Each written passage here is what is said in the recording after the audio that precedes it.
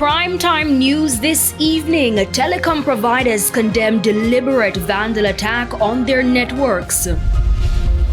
Donors seeking answers as the restoration of Ward Theatre hits a snag. And Mario Dean trial faces another hurdle.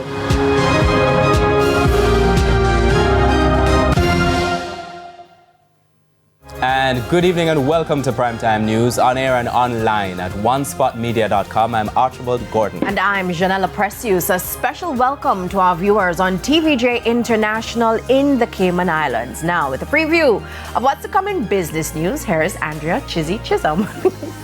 Janella, we have company news this evening. Derimon Trading is reporting a decline in revenues and profits. Plus, the Trans-Jamaica Highway offer for sale officially opened today. We have those and more in the business day. Thanks, Andrea, and it's time for an update on what's coming up in Primetime Sports. Renardo Brown is here. Yeah, I was hoping you would say Renardo Brown to go with what Janella said.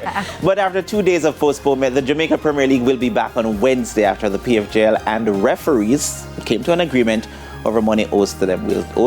We'll tell you all about that in Primetime Sports. Thank you, Renardo Romano.